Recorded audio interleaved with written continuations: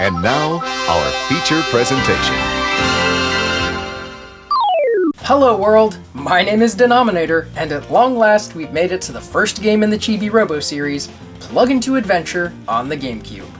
It's kind of amazing to me just how long this franchise has existed, and despite that, this game is still the one that most people think of when they hear the name Chibi Robo. And for those people who are new to the series, it's kinda hard to describe in just a sentence. You know, you could say something like, "Ah yeah, Chibi Robo, that's the game where ya..."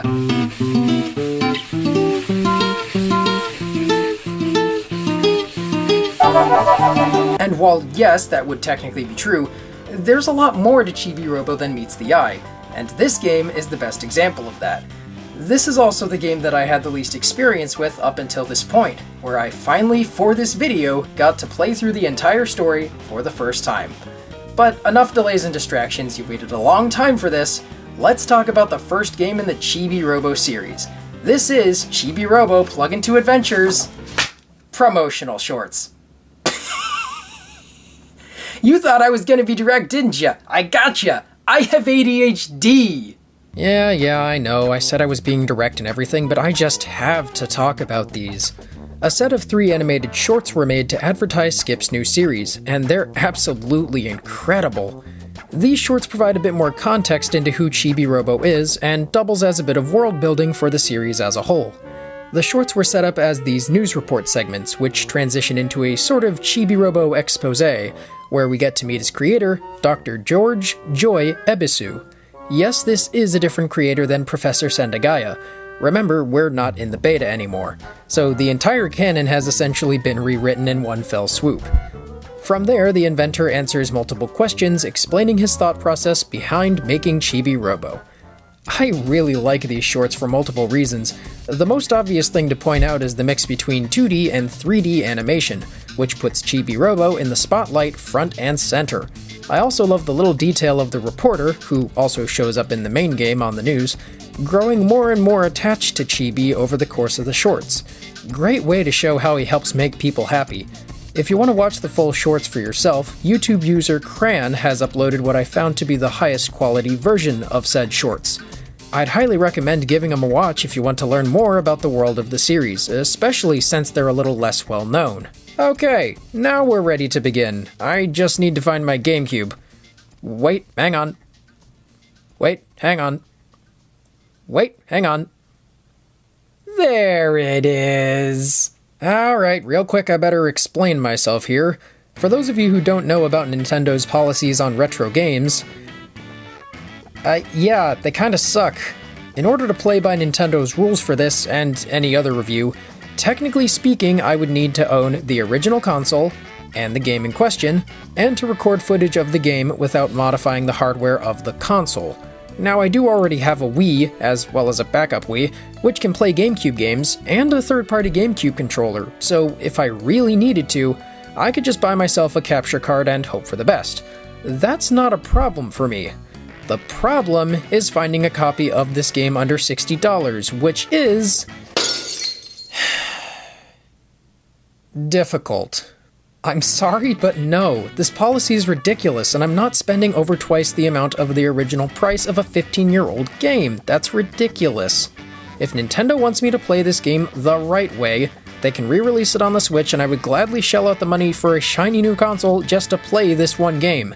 Heck, I'd even buy the re-release on Switch without owning said Switch just so I could say I own it legally. Seriously. The big problem here is accessibility, and Chibi Robo Plug Into Adventure, currently, is not accessible.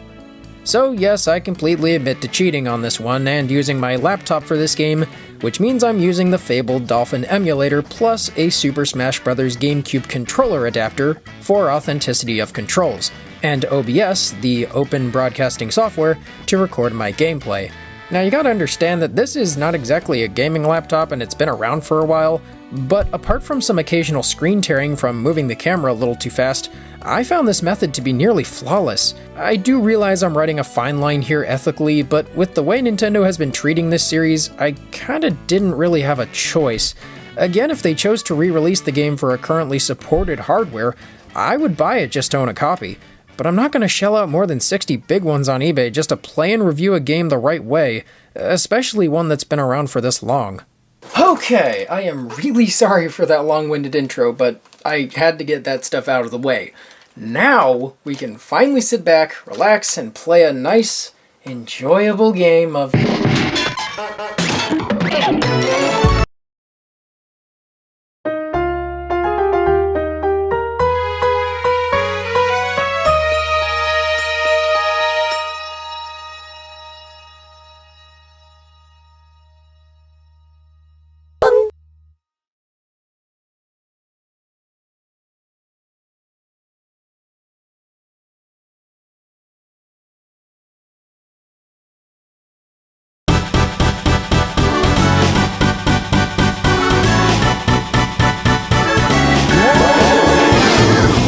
Chibi Robo Plug-in-to Adventure has quite a way of introducing itself.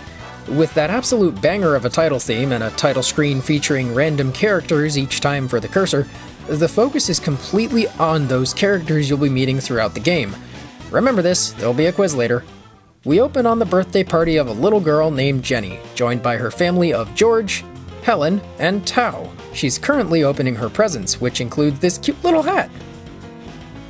Oh dear, that's a face that's seen some things. After opening the rest of the presents, Mr. Sanderson brings out the final one. Much to the jargon of Mrs. Sanderson, this tiny little house is actually the home of their brand new Chibi Robo.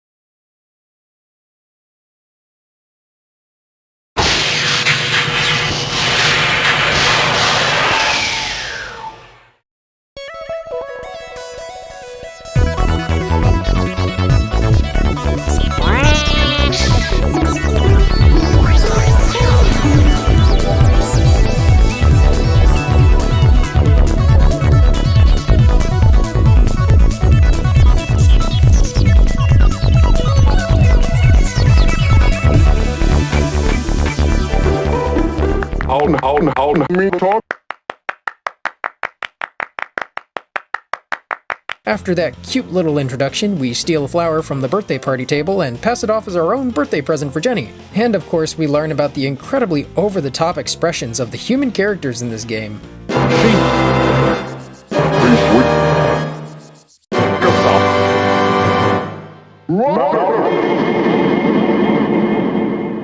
That's a face you'll never forget. I really love how this segment naturally acts as the tutorial for the game. We learn how to move, how to use the Chibi Copter to fall from high places without taking damage, and giving Jenny the flower makes her incredibly happy, and she gives us a bunch of happy points and a little bit of moolah. These are the two main currencies in the game, and they are pretty important, but we'll get back to that later. Thanks to our fellow robot and manager, Television, we learn that this is our main job, making our new family members happy. After this, the family parties themselves to sleep, and we're finally given free reign over the open exploration that is Chibi Robo. Now I want to ask you something. When you think of a 3D platformer, what's the first game that comes to mind? Maybe a Super Mario 64, or perhaps a Banjo-Kazooie? Well, Chibi Robo does have a lot of similarities to those games. As a matter of fact, Banjo-Kazooie comes quite close to the formula we're thinking of, but there is one notable exception. You can't jump. Now I know this might sound like an incredibly basic thing to leave out of a big adventure game like this, but bear with me. The main gameplay of Chibi Robo is indeed 3D platforming, but not in the same style you've come to expect from a game of this genre. You've probably noticed this already, but given that Chibi Robo is incredibly short, canonically only 4 inches tall, the games he stars in love playing with the concept of scale. Looking around, the family couch suddenly becomes a mountain and the TV is practically Mount Everest. But Chibi is far from incapable, as he can use a variety of tools at his disposal to get around, many which, when combined, open up your exploring potential in completely new ways. In this way, Chibi Robo is styled a lot like a Metroidvania. You'll start out with only a few simple moves: walking around, picking up trash and putting it in your pocket dimension head, and climbing. These moves may sound very basic on the surface, but even something as simple as climbing becomes an exciting endeavor when you're a tiny robot. And along the way, you'll come across many various upgrades and tools that open up your environment with completely new ways to explore. How does this help us make people happy? Well, there are advantages to being a tiny robot. For example, you can climb to high up shelves or fit into tiny spaces that would be hard for a human to reach. This game does actually give another reason for this, being that a small robot uses a lot less energy than, say, a larger robot, and we will come back to that point later. Anywho, this is the living room, a wide open space that gives us a huge playground to test out our new abilities. Our first main objective is to pick up any trash that we find around the house. Apparently Nintendo really had a thing for games that involved you cleaning up other people's messes in this era.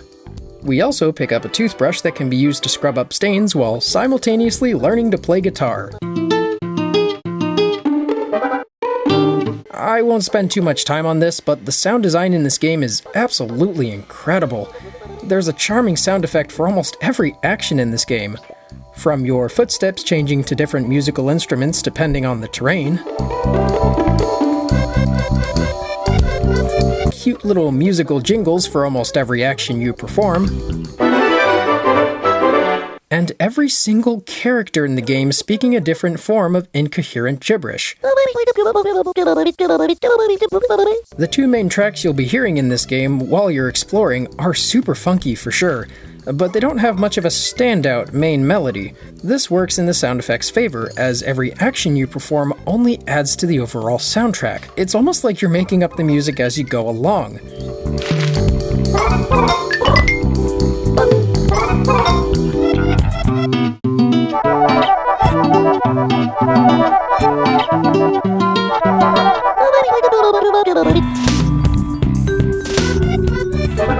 This kind of sound design permeates through almost every Skip game, and I cannot commend it enough. Next time you plug in a game made by Skip, maybe just stop for a while and listen. You might be surprised at how interesting the sound design truly is. While we're learning to clean up stains, we also run into this talking caterpillar toy.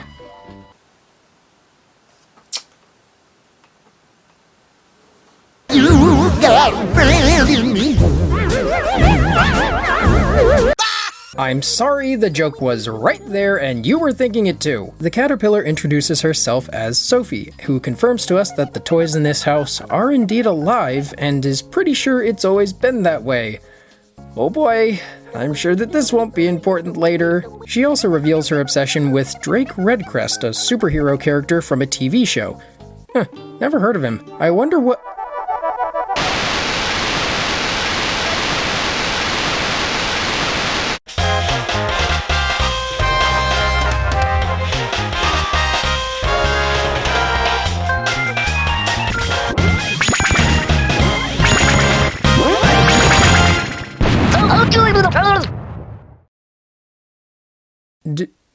Did he just introduce himself by playing his own theme music on the television? This game's gonna get real weird, isn't it? So yes, along with picking up trash and cleaning up dirt and stains, we also have a plethora of characters to meet along the way.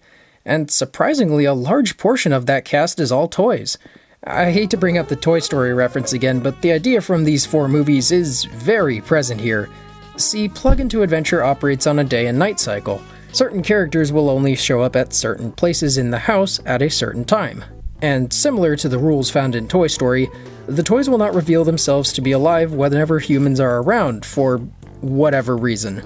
This adds yet another layer of depth to the gameplay, as you always have to be thinking of where you're going at a certain time of day to get as much done as you want to. And if you can't get to it on that particular day, no worries, you can come back to it the next day. So why would we want to talk to the toys in the first place? Well, they can give us happy points too. Our primary function may be cleaning up the house, but our main job as a Chibi Robo is to make others happy, and the toys are more than willing to reward you for doing so, just as the Sandersons are. But there is one main limiter that's keeping us from doing all of these things at once, and that's The battery. Remember that thing I said about a smaller robot using less energy? Remember how I said it would be important later? Well, now it's later. Chibi Robo is a capable little robot, but every single one of his actions use up a tiny bit of his battery. Fortunately, he can plug himself into any outlet around the house to charge himself, but you start out with an incredibly tiny battery at the beginning of the game and you'll find yourself plugging in constantly. Once he runs out, he'll fall over and drop dead just like any other electronic. Sure, Telly can pick us up and carry us back to the Chibi house, but we'll lose a lot of moolah from doing so, and we're also taken all the way back to our starting point. You'll also learn pretty quickly that the game has severe penalties for fall damage. Ooh, actually kind of felt that one. Many high-up areas you can reach at the beginning of the game can easily take you down in one hit if you fall from them, which is why it's so important that you use the Chibi Copter to make your way down, even though that does mean opening it up every single time you're dropping from a high place. So on top of a day-night system that encourages you to do as much as possible in one day, as well as needing to strategize where to go and what to do in each day, on top of all of that, you need to worry about your battery and fall damage at the same time. This may sound like a lot to manage, and when I explain it out loud, yeah, it kind of is, but Plug Into Adventure introduces all of these concepts so naturally, you're already going to be thinking about all of these things ahead of time and strategizing without really even thinking about it. For instance, you start out with a really tiny battery that keeps you from climbing to higher spaces. By the time you have a battery that's big enough, you've already probably taken a couple falls and learned the hard way to use the Chibi Copter as often as possible, as well as not climbing too high when you know your battery is limited. Keep in mind that as a person, I'm a terrible multitasker by default, so the fact that I'm actually able to manage all of these things and still have fun while I'm at it just goes to show how well Chibi Robo introduces these concepts one at a time. I never felt overwhelmed while I was learning about how the game flows. Speaking about the flow of gameplay, this first bit is awesome. Not only do we get to learn about the general gameplay and meet some new characters, we also learn how we'll interact with them to change how the story moves forward. For instance, Drake Redcrest dubs us the 99th Space Hunter and gives us a suit shaped just like him, which we can then use to scare Sophie, causing her to move out of the way and open up a completely new room of the house. And you'll be putting a lot of these pieces together as you play throughout the story. That's honestly one of the best things about this game. You as the player are left to figure out just about everything you need to do to progress the story on your own, which is incredibly refreshing given the state of games in 2021. It's not overly bogged down with tutorials, and it never takes incredibly long to explain how something works. Once we open up the foyer, we can enter it to be treated by these egg guys that immediately try to shoot us down as an intruder. Good to see everybody welcoming us, I guess. They'll completely drain your battery if you stay in the room for too long, so naturally we retreat and go to the kitchen instead. This leads to us eventually finding a large mug that we can use to sneak past the soldiers and open a path to yet another room. Upon making our way down to the basement, we come across something rather peculiar.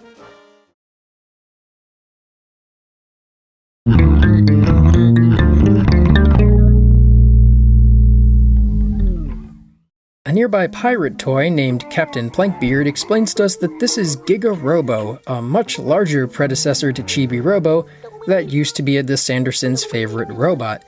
Remember what I said about Chibi Robo being smaller and using less energy? Well, unfortunately, Giga Robo had the exact opposite trade-off. A spark in sales of Giga Robos across the nation triggered what became a near-deadly energy crisis in the past, and Giga Robos across the world had to be shut down, including this one. Plankbeard explains to us that the toys in the house take a great liking to Giga Robo, even if the Sandersons seem to have forgotten about him. Since Giga Robo has a plug, it seems that we can use him to charge or at least maybe do something.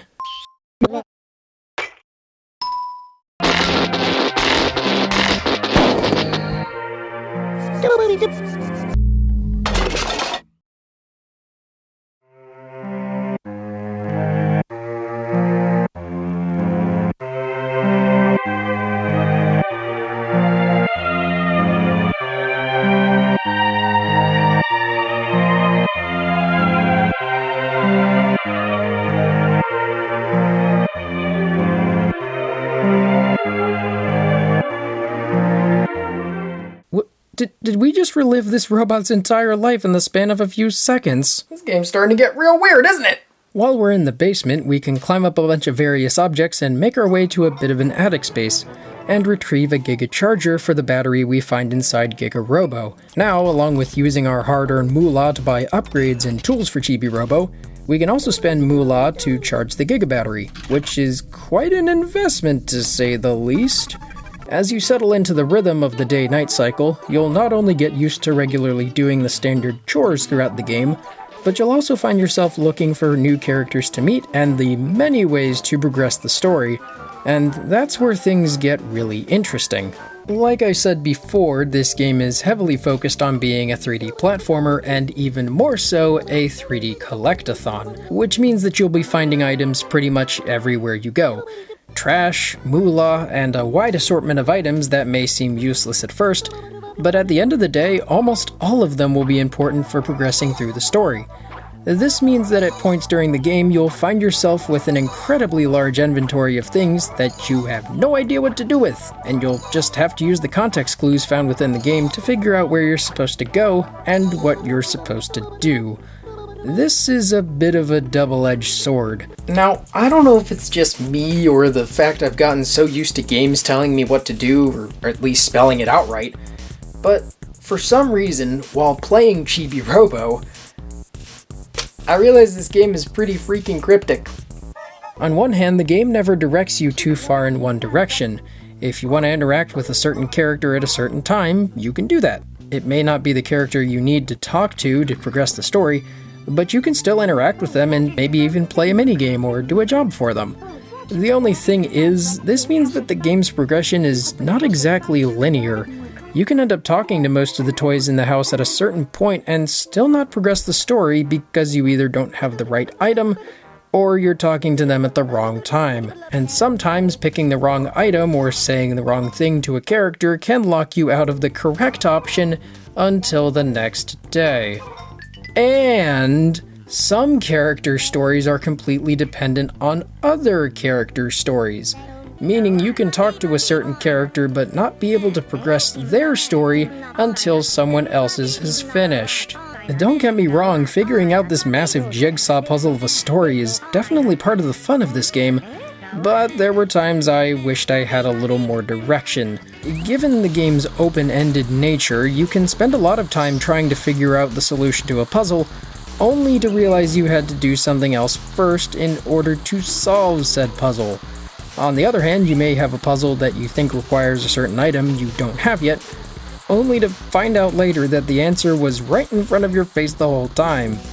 I'm willing to bet this is probably just a me problem since I'm usually terrible at context clues, but I will admit there were a few times I found the game's lack of explanation frustrating, and it also doesn't help that I learned that Telly can give you hints outside the Chibi house by the time I was 90% finished with the story. Let's take an example here for a minute. When you're in the backyard, you're able to pull out some weeds in this spot that reveals a rather strange symbol on the ground.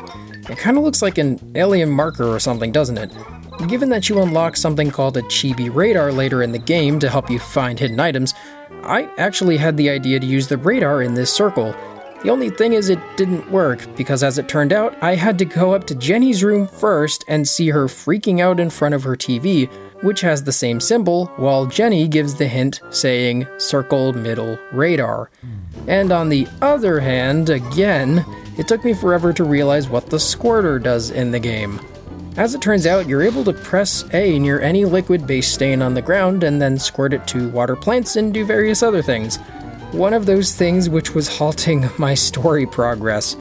I don't know why it took me so long to figure some of these things out, but my guess is that part of it had something to do with me trying to quickly make my way through the incredibly long walls of text. Yes, Chibi Robo is a very text-heavy game. Given that a lot of the humor and heart of this game comes from the dialogue and the various sounds the characters make while speaking said dialogue, that makes sense and I'm fine with it. One of the only issues is how long it takes to get through some of this text. Ironically, one of Skip's biggest issues across all of their games is unskippable cutscenes. This means that no matter how many times you've interacted with a character and talked to them about the same thing, you will have to read the same text over again at the same speed. You cannot press start to skip these, you cannot speed up text after watching it once, and you cannot skip any cutscenes in this game. And yet it somehow still has a dedicated speedrunning community. God love all of you. With Chibi Robo, you are watching the same text at the same speed all the time, so by the time I got to something important, I gotta be honest, I was tuning out. And this is an issue that permeates through the entire game, but I do recognize that you are kind of supposed to sit back and enjoy what's going on in it. I don't know, this part just sort of annoyed me after a while, and it is probably one of the reasons I missed a couple of the more hidden context clues throughout the game. Now, I do understand that Chibi Robo is not necessarily meant to be sped through. Wait a minute, what am I talking about? There's an in-game timer that tells you how long you have to complete tasks every day! I mean, I don't mean to make a big deal out of this, but the game's nature does kind of move you on at a brisk pace. So, with all of this unskippable text and how long it can take to get through some of it, I gotta be honest, I found a lot of it to be very pace-breaking. And the worst thing is, this applies for every repeat playthrough. No skipping cutscenes, no faster text. And yet somehow, at the end of the day, I can't really bellyache about it too much, considering just how great the dialogue in this game really is. Every character feels distinct from one another, and it's always nice seeing them interact, while rare. This also leads into one of the most important aspects of what makes this game work so well: Chibi Robo's personality. I can explain. Here's the thing about Chibi Robo's personality. He doesn't really have one, and to me, that's kind of the point. Yeah, he has a lot of expressive animations, and his sound effects are charming and all, but nothing screams silent protagonist like those two black, beady, soulless little eyes. A silent protagonist is a main character in a video game who generally doesn't emote or react to anything that happens to them. The philosophy behind this idea is that you are inserting yourself into the protagonist's role, thus essentially filling in the blanks. Unfortunately, if, for example, the recent Pokemon games are anything to go by, this can often lead to your player character feeling emotionless and sometimes even bored while the world is collapsing around them. So, why does this decision work for Chibi Robo as a character? In my opinion, Chibi shouldn't be an overly animated character at all, because that would distract from the characters you're meeting and interacting with throughout the game. For a series like Pokemon, giving the player a personality makes sense.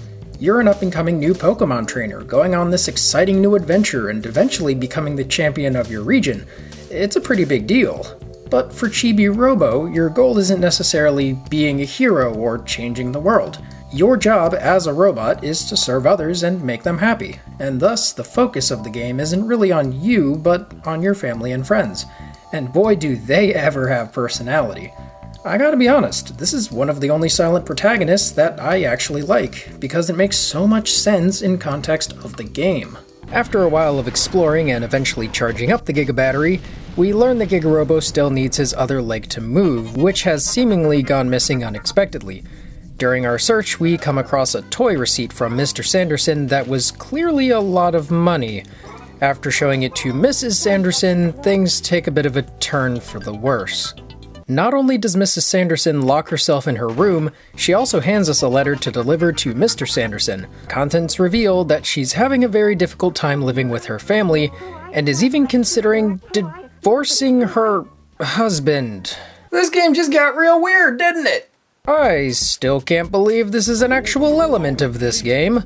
Like, don't get me wrong, Mr. Sanderson definitely has some issues being a deadbeat dad, being out of a job and everything, but for the game to take a direction like this is kind of weirdly mature for a Nintendo title. This sudden news shocks the entire family, understandably, and Mr. Sanderson decides to finally snap out of his deadbeat trance and start contributing to helping out the family around the house. This means that Jenny, Tao, and of course Chibi Robo are all tasked with keeping the house as clean and tidy as possible, along with completing other chores with the help of Mr. Sanderson, like cooking burgers for lunch. Definitely a weird direction for this game to take, but I'm willing to appreciate it. I will admit the divorce thing caught me off guard a little bit, especially considering how it came out of nowhere, but I do find it interesting that the game is willing to show the entire family's flaws. Mr. Sanderson is struggling to be a competent father and supporting his family. Mrs. Sanderson locks herself in her room because the struggles with her family have made her stubborn, and Jenny is constantly sad and hides behind a frog costume because she doesn't know how to be around her parents when they're arguing. Okay, we're, hitting a little close to home. That's okay, but, I just kind of want to ask, what? Well, aside from continuing to do our usual jobs and, of course, meeting new toys along the way, there's not much else we can seem to do to fix this family structure.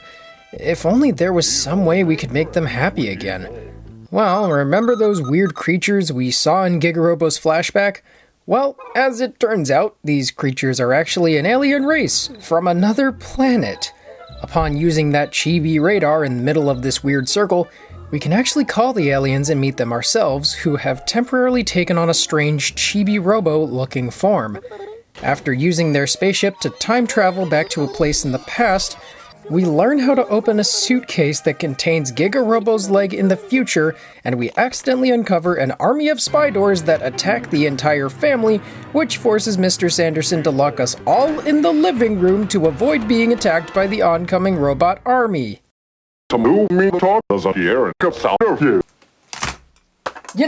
Chibi Robo. For kids! With all the cards stacked against us, Mr. Sanderson has no choice but to reveal his greatest secret. These robots are actually his own creations, back from when he worked at a company called Macroware Robotics. Originally designed to be Chibi Robo's helpers/friends from a different developer, Macroware reprogrammed the robots to become hostile. Mr. Sanderson actually quit his job in response and hid the secret from his family, hoping to keep them safe. And this is how you do a character redemption arc. While this doesn't really solve the problem of Mr. Sanderson becoming a deadbeat, I'm at the very least glad that his character does have depth to it at the end of the day, and he doesn't boil down to the dumb dad trope. Not to mention he clearly cares a lot about his family. Mr. Sanderson offers to help using the knowledge of robotics to upgrade our Chibi Blaster so we can take out the spy doors. Using a circuit schematic we can find in the past, the whole family helps to give us the upgrade. And now it's time to face the enemy head on.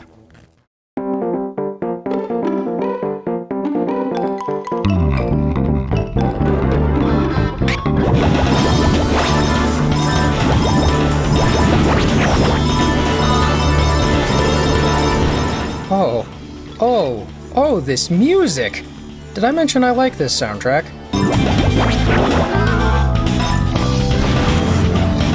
With the henchmen defeated, we have one more battle to overcome.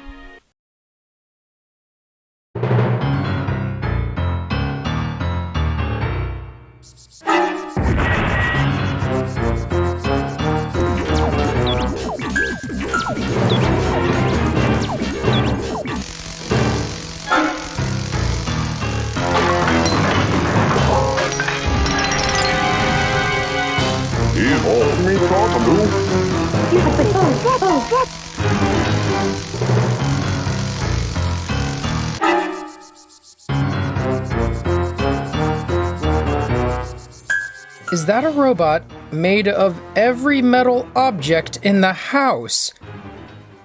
She absorbed the fridge?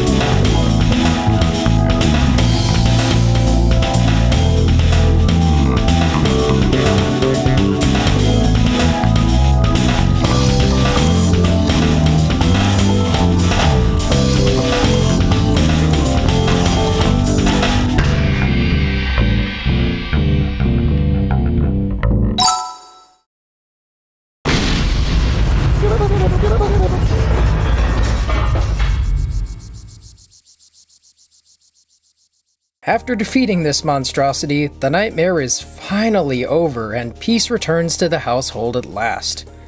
Kind of an abrupt ending if I'm gonna be honest. I mean, part of me wishes that there had been some kind of extended explanation for what happened between Mr. and Mrs. Sanderson that peace returned so quickly. Did they go to, marriage counseling or something? I don't know, maybe that would have been too in-depth for a game of this caliber, but it is nice to see that most of the main plot lines are tied together very nicely. And of course, the game ends off when we reattach Giga Robo's leg, allowing him to walk once more. Not only that, but we finally reunite him with his alien friends, who explain that Giga Robo saved them from a nasty accident when they nearly crash-landed on Earth, which is why they granted him 2 wishes.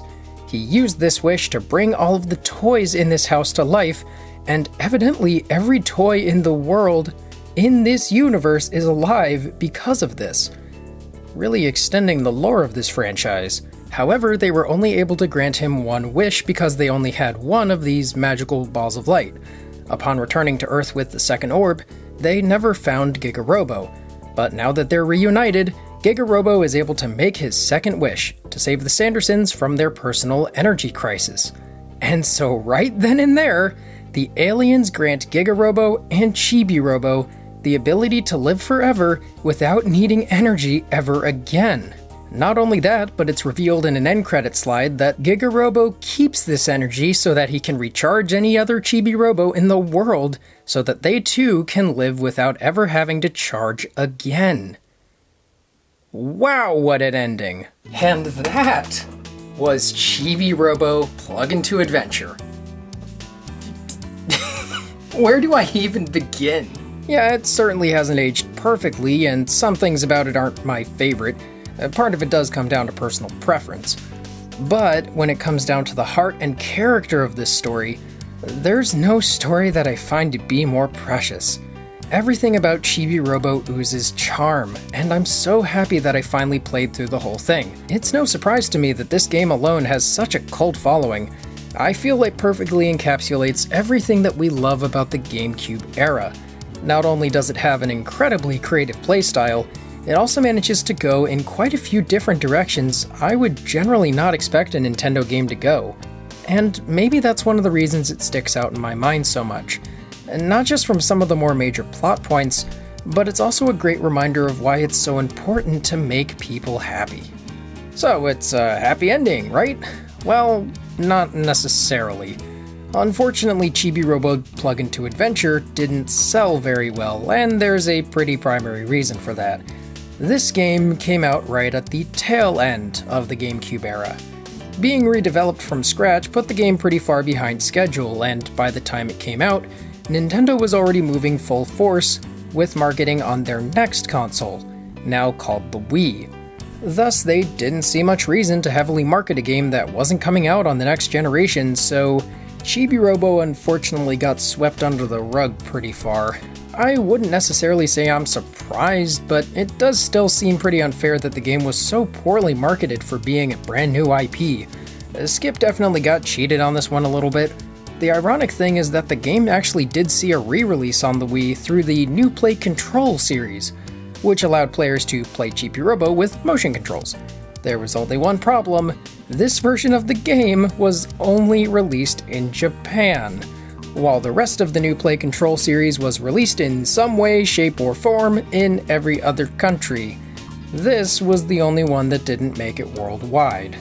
Well, where do we even go from here? I mean, seriously, what happens next? Believe it or not, Chibi Robo becomes a portable series from here on out, and his next game is on one of my favorite consoles ever, the Nintendo DS. Next time, we'll be taking a look at Chibi Robo Park Patrol, and I hope you are looking forward to the next episode. I'm sorry that it took so long for this one to come out, but part of that had to do with me wanting to cover all of the Chibi Robo basics in this episode, because a lot of the factors from this game actually carry on into the next. Another factor is, again, this is the game I had the least experience with, so I honestly did get lost a couple times, and finishing it took a little longer than I expected, but I still had a great time. One of the other factors is I did have a lot of life stuff to take care of, so I am sorry for the delay, but for all of you who have been sticking with me for this long, seriously, thank you. I cannot tell you how much I appreciate it, and I hope you're looking Sorry, I need to take this. Go, Mavis. Security breach? What are you talking about? We haven't had one of those in ages. No. Mavis, I don't... It's probably nothing. No, Okay, sorry, I do need to go. I understand I've also kept you for half an hour, but thank you for watching to the end of this video. It's been a really fun process making, and I hope you're looking forward to the next episode of the Chibi Robo Retrospective. Until then, this is the Denominator, signing off. See you later, Ominators. Until next video. Alright, where's that drone?